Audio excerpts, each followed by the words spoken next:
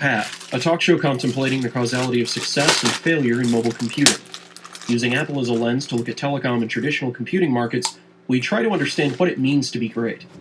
The host of the show is Horace Dediu. I'm his co-host, Moises Chuyan. Before we get started, we wanted to thank a couple of our sponsors. Bandwidth for December is sponsored by Igloo. Igloo is your digital workplace, and that means you can give updates, have discussions, and share files with your team all in one place. Sign up and get started at igloosoftware.com/5x5. We'd also like to thank Hover.com, who offers simplified domain management. We talk about these guys all the time here on 5x5. They are our domain registrar of choice. If you got a .com, a .net, a .co, a .tv that you're trying to register, and you don't want to have to go through a bunch of steps saying no to a bunch of offers that you know you don't want going in, they make it easy. You just search for the one that you want, you find it, you put it in your cart, you check out, and you're done.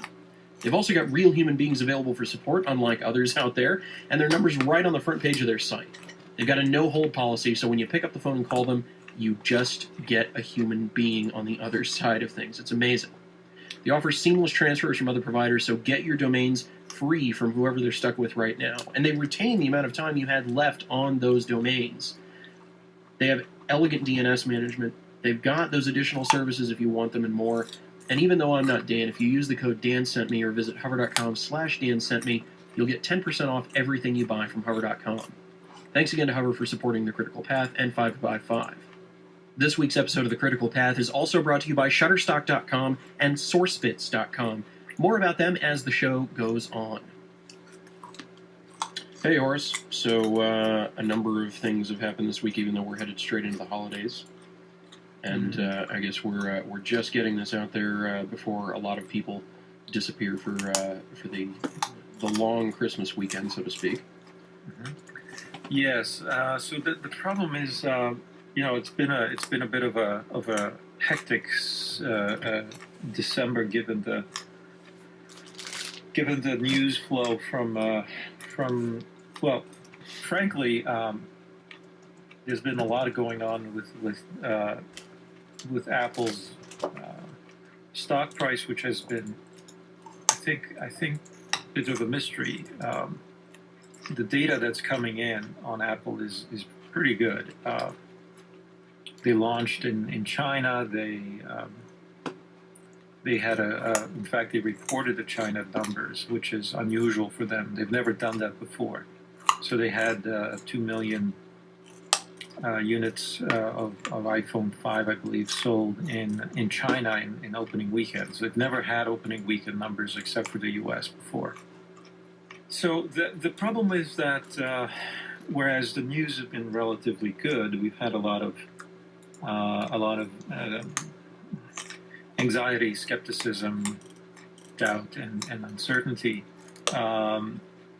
about their performance into the future. I'm not sure I want to address or bring to attention all of the things that are being said because I think there isn't a lot of evidence for what's being said. The interesting thing from my point of view is that we've had this massive ramp, and I've talked about it before, that all the products shipped into the same quarter, that the launch of the iPhone is going to almost all their major countries within a few months of launch, which hasn't happened before. So the ramp is very steep, which would indicate that we'll actually have a lot of volume in the quarter.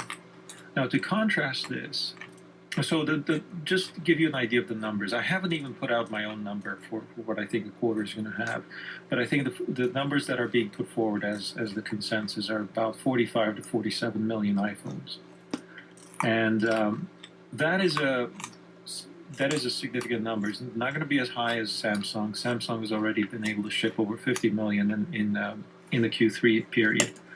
But what's interesting is that it's going essentially from a very low previous quarter, 26 million or so, to nearly double that. And also, year on year, we're going up, not as a doubling, but we're going up significantly from the launch of the 4S to the launch of the 5. And to give an idea of what the competitors, except for Samsung, all the other competitors are struggling to cross over 10 million units a quarter. RIM just reported. RIM reported their quarter doesn't end on the same boundaries that everyone else does. Their quarter ends a month earlier, so their quarter ended in I believe in October, or is it November?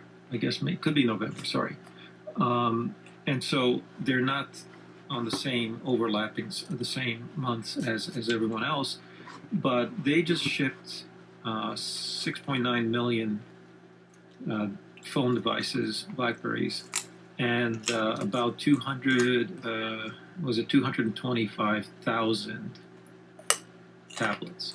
And this was actually considered rather good news. The company is shrinking. That's a 51% fall from the year before. But the stock price was considered to be very low, so it kind of has been going up lately. But what I want to point out is that 6.9 million is what they were shipping per quarter, approximately 2008.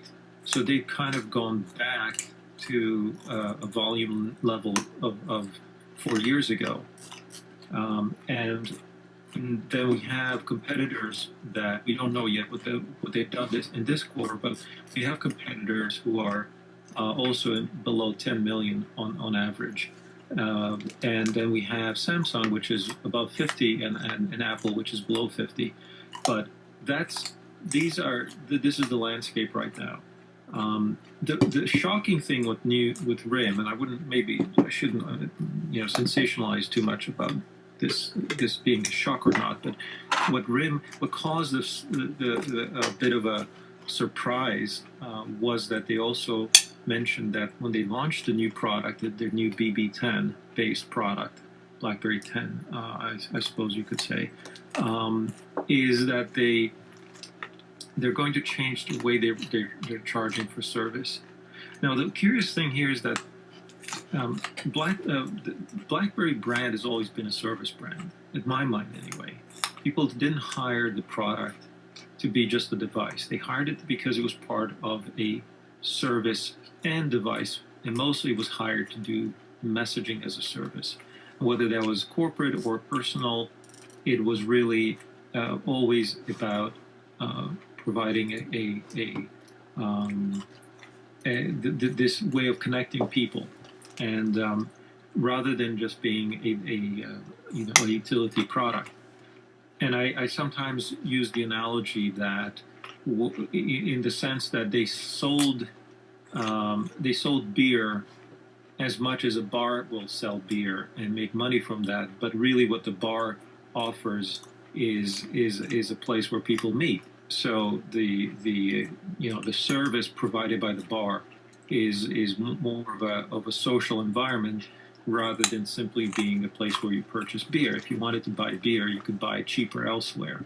So you're paying through the beer, you're paying for the quote rental of the premises, so you can hang out there and meet people. That's in theory what a bar or a club is all about. They charge rental fees through beverage, through their beverage margins. And in many ways, this is what we're seeing with RIM, is that they sold beer, which is the device, at a premium. It was always a bit more valuable as a device, given what it was, given its specification. It had a very healthy margin because within it was a service charge, and on top of that, they actually did charge a particular service fee that was paid through the operator, and the operator took a cut. So it's a much more nuanced business model that RIM has and had for many years, and it was a very, very powerful method because the users found value in having this communications method. The operators found value because it would increase their ARPU and without taxing their network infrastructure as much as a full-blown data product. It was a messaging product with fairly low bandwidth intensity. And so the operators loved it, and then the company benefited by having a healthy margin. And so what the management has just signaled in this latest quarterly conference call is that that will change. The service contract will change. This beer slash barkeeper will change their business model so that maybe what they're going to do is allow the device to be priced more as a regular device. So they're selling beer through a different way, but also they're going to change the way some customers will get a bill when they are the most demanding customers. The corporate customers will get a bill, whereas the consumer may not get a bill for this service, which I think put into question the whole logic. And I'm not sure why they're doing this. One could argue that they're doing it because there's a pressure in the market that people aren't willing to pay for messaging anymore as a separate service. If you have a high data quality device, then you expect your messaging to be freely bundled in with the fact that you're paying for data overall. So this is the disruption to messaging that we're seeing from WhatsApp, from iMessage, and from various other forms of over-the-top messaging. And those are clearly putting a pressure on the operator's text or SMS business, but also probably on the so-called BBM or BlackBerry Messenger service. And it's interesting to me that essentially what we've seen is that RIM has warned that this is going to happen, rather than just giving a new, once the product launches, reporting on their margins, which may go down. So I think that's causing a few people to reevaluate the opportunity there. And so in a sense, is it good or bad? I don't know. I think that RIM, the other news that we got from RIM is that their subscriber base, has gone down for the first time ever, by about 1 million subscribers. And I think they were at 80, now they're at 79. And of those, I think the majority are outside of North America.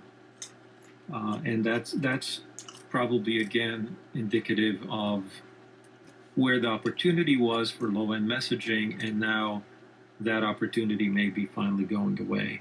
If they launch these new products, which are high-end products or targeting iPhone and Android, if they launch these products in the US, North America, or Europe, it's unlikely that they'll be able to get the same revenue per user that they used to get.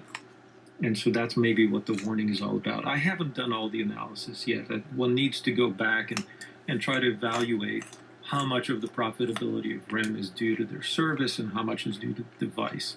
And it's not exactly easy to tell that they've actually not been reporting their breakdown of they break service versus device, but not profitability. The profitability number is blended. So that's the data. The other thing is the 225,000 tablets. What are we to make of that? Of course, these are the playbook. It's a very, very low number in my mind. But the funny thing is that it's still there. They're still selling these things. I don't know who's buying them. The expectation from Apple, if I may just interject again with that this forecasting business, but the Apple sentiment out there is that we're going to see about 24 million iPads sold in the quarter, and that maybe half of those will be the Mini. So we're comparing something that's selling at the 24 million level with something that's selling at the 220,000, which is 10% of that level. So I'm not sure why they're still in that business. That's what I'm trying to figure out. Is what is the strategy for Playbook, given that their users are not really using these as I mean the way to think about it, I think, is the tablet is either a media consumption device, which is what the Kindle is really positioned as, and what the iPad is also used for, especially the Mini. Or it's a computing slash enterprise slash education product, which takes on the low end netbook type of products. In which case, you need a good app environment where you have both a mix of productivity, presentation, and educational tools that it can run on it. The problem I see is that this playbook is not targeted to media consumption. It doesn't have an ecosystem around media that I'm aware of, and at the same time, it doesn't have an app environment around it that can really serve some of these other needs, these more vertical needs. So I'm not quite sure what it's for and who's buying it. Whether they're just simply somehow on the coattails of the BlackBerry getting some residual sale from that business, from people being somehow persuaded that that's a good thing.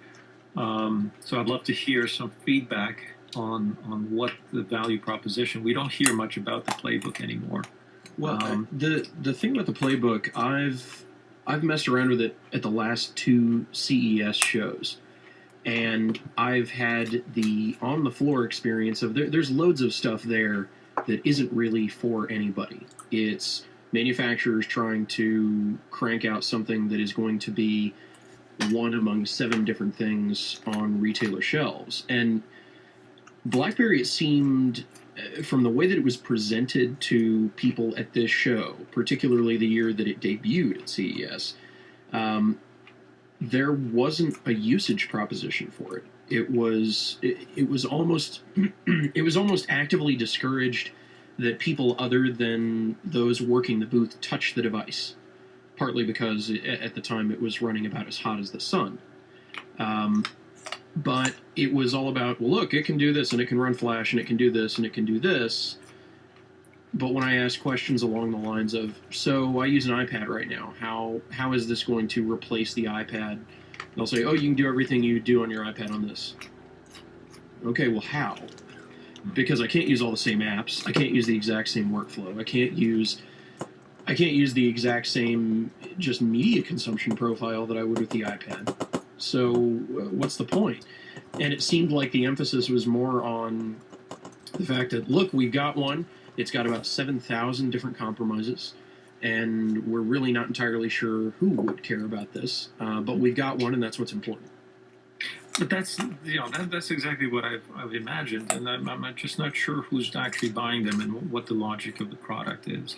I can understand the logic of the Surface product. We talked about it. Microsoft needs to be in the tablet business. It needs to have an evolution of the Windows brand into a post PC environment or post PC form factor. And so they're going to put a lot of effort in that. But what is the purpose of yet another tablet that is either built on media or on productivity or, let's say, other apps, vis-a-vis the messaging model that BlackBerry. Let's not forget here that also